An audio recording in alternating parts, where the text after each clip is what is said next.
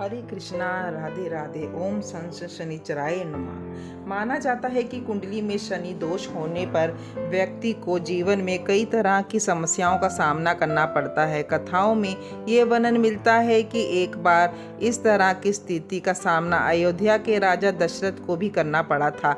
इसलिए जानते हैं कि आखिर में किस प्रकार राजा दशरथ को शनिदेव के प्रभाव से मुक्ति पाई।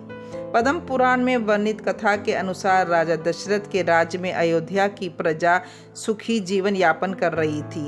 एक दिन ज्योतिषियों ने राजा को बताया कि शनि कृत्तिका नक्षत्र के अंतिम चरण में है और रोहिणी नक्षत्र का भेदन करने जा रहे हैं, जिसे रोहिणी संकट भेदन भी कहा जाता है। ज्योतिषियों ने राजा को बताया कि शनि का रोहिणी में जाना देवताओं और असुर दोनों के लिए ही संकटकारी और भयप्रद है। इसके प्रभाव से 12 वर्ष तक अत्यंत दुखदाई और अकाल झेलना पड़ता है।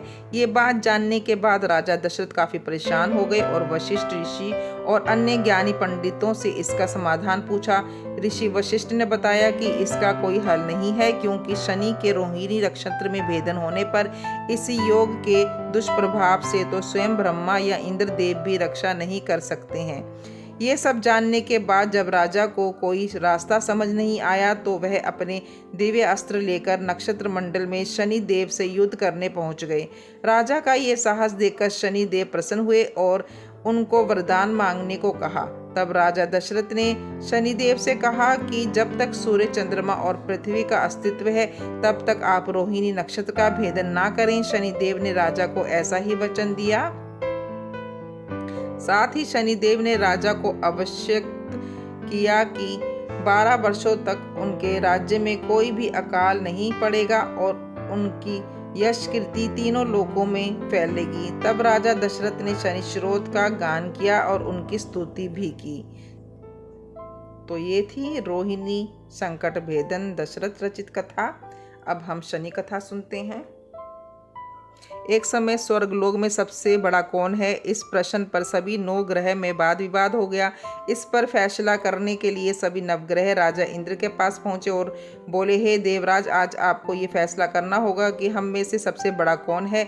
ये प्रश्न सुन देवराज इंद्र उलझन में पड़ गए और उन्होंने उस पर फैसले को लेकर असमर्थता जताते हुए सभी नवग्रहों को पृथ्वी लोक के राजा विक्रमादित्य के पास जाने का सुझाव दिया। सभी ग्रह भूलोक के राजा विक्रमादित्य के दरबार में पहुंचे और राजा विक्रमादित्य से अपने प्रश्न का जवाब पूछा, जिसको सुनकर राजा विक्रमादित्य भी कुछ देर के लिए परेशान हो उठे, क्योंकि सभी ग्रह अपने आप में शक्तियों के कारण महान थे। किसी को छोटा या बड़ा कहने से परेशानी हो सकती थी। तभी अचानक राजा विक्रमादित्य को एक उपाय सूझा और उन्होंने अलग अलग धातुओं जैसे सोना, चांदी, रांगा, जस्ता, कांसा, अभ्रक और लोहे के 9 आसन बनाए। सबसे आगे सोना और सबसे पीछे लोहे के आसन को रखा। राजा ने सभी देवताओं को अपने अपने आसन पर बैठने को कहा। राजा विक्रमादित्य ने कहा, जो जिसका आसन हो वह ग्रहण करें। जिसका आसन सबसे पहला होगा वह सबसे बड़ा होगा और जिसका आसन बाद में होगा वह सबसे छोटा।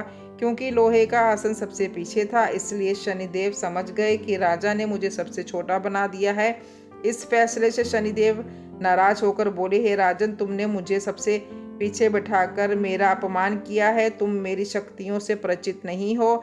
सूर्य एक राशि में 1 महीना, चंद्रमा 2 महीना 2 दिन, मंगल 1.5 महीना, बुध और शुक्र 1 महीना, बृहस्पति 13 महीना रहते हैं। लेकिन मैं किसी भी राशि में 2.5 वर्ष से लेकर 7.5 वर्ष तक रहता हूँ। बड़े बड़े देवताओं को मैंने अपने प्रकोप से पीड़ित किया है। अब तू भी मेरे प्रकोप से सावधान रहना। इस पर राजा विक्रमादित्य कहते हैं, जो कुछ होगा भाग्य में देखा जाएगा। कुछ समय बाद जब राजा विक्रमादित्य पर 7.5 की दशा आई तो शनिदेव ने घोड़े के व्यापारी का रूप धारण किया और बहुत से घोड़े के साथ विक्रमादित्य की नगरी पहुंचे। राजा विक्रमादित्य ने उन घोड़े को देखकर एक अच्छे से घोड़े को अपनी सवारी के लिए चुनकर उस पर चढ़े। राजा जैसे ही उस घोड़े पर बैठे तो वह बिजली की गति से दौड़ पड़ा। तेजी से दौड़ता हुआ घोड़ा राजा को दूर एक जंगल में ले गया, फिर वहां राजा को गिराकर गायब हो गया। राजा अपने नगर लौटने के लिए जंगल में भटकने लगे, लेकिन राजा को कोई रास्ता नहीं मिला। राजा को बहुत तेज भूख प्यास लगी थी।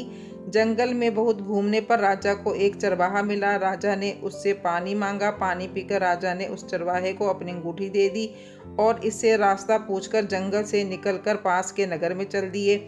नगर पहुंचकर राजा एक सेठ की दुकान पर बैठ गए। राजा के कुछ देर दुकान पर बैठने से सेठ की बहुत बिक्री हुई। सेठ ने राजा को भाग्यवान समझा और उसे अपने घर भोजन पर ले गए। सेठ के घर में सोने का एक हार खूंटी पर लटका हुआ था। राजा को उस कमरे में छोड़कर सेठ कुछ देर के लिए बाहर चल गया। तभी राजा के देखते देखते खूंटी के उस हार को निकल गया। सेठ ने जब हार गायब देखा तो उसने चोरी का संदेह राजा पर किया और अपने नौकरों से कहा कि इस परदेसी को रस्सियों से बांधकर नगर के राजा के पास ले चलो। राजा ने विक्रमादित्य से हार के बारे में पूछा तो उन्होंने बताया कि खूंटी ने हार को निगल लिया है। इस पर राजा क्रोधित हुए और उन्होंने चोरी करने का अपराध में राजा विक्रमादित्य के हाथ पांव काट कर आदेश दिया कि इसे फेंक दिया जाए। सैनिकों ने राजा विक्रमादित्य के हाथ पैर काटकर उन्हें बाहर फेंक दिया। कुछ दिन बाद एक तेली उन्हें उठाकर अपने घर ले गए और उसे कोल्लू पर बिठा दिया। राजा आवाज देकर बैलों को हाँकते रहता। इस तरह तेली का बैल चलता रहा और राजा को भोजन मिलता रहा। शनि के प्रकोप की 7.5 पूरी होने पर वर्षा ऋतु प्रारंभ हुई। एक रात विक्रमादित्य मेघमल्हार गा रहा था। तभी नगर की राजकुमारी मनभावनी रथ पर सवार उस घर के पास से गुजरी। उसने मल्हार सुनी तो उसे अच्छा लगा, जिसके बाद राजकुमारी ने दासी को भेजकर गाने वाले को बुला लाने को कहा। दासी लौटकर राजकुमारी को बताती है कि वह अपंग है, लेकिन राजकुमारी उसके मेघमल्हार से मोहित हो गई थी। जिसके बाद सब कुछ जानते हुए भी उसने अपंग से विवाह करने का निश्चय किया। राजकुमारी ने अपने माता पिता से जब ये बात कही तो वह हैरान रह गए। उन्होंने राजकुमारी को बहुत समझाया, लेकिन राजकुमारी जिद में अड़ गई और प्राण त्यागने की बात कही। आखिरकार राजा रानी ने विवश होकर अपंग विक्रमादित्य से राजकुमारी का विवाह कर दिया। विवाह के बाद राजा विक्रमादित्य और राजकुमारी तेली के घर में रहने लगे। एक रात स्वप्न में शनिदेव ने राजा से कहा, राजा तुमने मेरा प्रकोप देख लिया, मैंने तुम्हें अपने अपमान का दंड दे दिया। इस पर राजा ने शनिदेव से क्षमा मांगी और कहा, हे शनिदेव, आपने जितना दुख मुझे दिया है और अन्य किसी को मत देना, मैं आपसे माफी मांगता हूँ। इस पर शनिदेव ने कहा, राजन, मैं तुम्हारी प्रार्थना स्वीकार करता हूँ। जो कोई स्त्री पुरुष मेरी पूजा करेगा तथा सुनेगा, जो नित्य ही मेरा ध्यान करेगा, चींटियों को हटा डालेगा, वह सभी प्रकार के कष्टों से मुक्त होगा और उसकी सभी मनोकामना पूर्ण होंगी। अगले दिन प्रातःकाल राजा विक्रमादित्य की नींद खुली तो अपने हाथ पांव देखकर राजा को बहुत खुशी हुई। उन्होंने मन ही मन शनिदेव को प्रणाम किया। राजकुमारी भी राजा के हाथ पांव देखकर आश्चर्य में डूब गई। तब राजा विक्रमादित्य ने अपना परिचय देते हुए शनिदेव के प्रकोप की सारी कहानी सुनाई। उधर जब सेठ को इस बारे में पता चला तो वह दौड़ता हुआ आया और राजा विक्रमादित्य के चरणों में गिरकर क्षमा मांगने लगा। राजा विक्रमादित्य ने उसे क्षमा कर दिया, क्योंकि वह जानते थे कि ये सब शनिदेव के प्रकोप के कारण हुआ था। सेठ राजा विक्रमादित्य को पुनः अपने घर ले गया और उसे भोजन कराया। भोजन कराते समय वहां सबके सामने उस खूंटी ने हार उगल दिया। सेठ ने भी अपनी बेटी का विवाह राजा के साथ कर दिया और बहुत सा स्वर्ण आभूषण, धन आदि देकर राजा को विदा किया। राजा विक्रमादित्य राजकुमारी मनभावनी और सेठ की बेटी के साथ अपने नगर वापस पहुंचे तो नगरवासियों ने हर्ष के साथ उनका स्वागत किया। अगले दिन राजा विक्रमादित्य ने पूरे राज्य में घोषणा कराई कि शनिदेव सब ग्रहों में सर्वश्रेष्ठ हैं। प्रत्येक स्त्री पुरुष शनिदेव को उनका व्रत करे और व्रत कथा अवश्य सुने। तो ये थी शनिदेव की कथा। आपको कैसे लगी बताइएगा जरूर। मेरे चैनल को लाइक अवश्य कीजिएगा, सब्सक्राइब जरूर कीजिएगा। राधे राधे, ओम नमः शिवाय।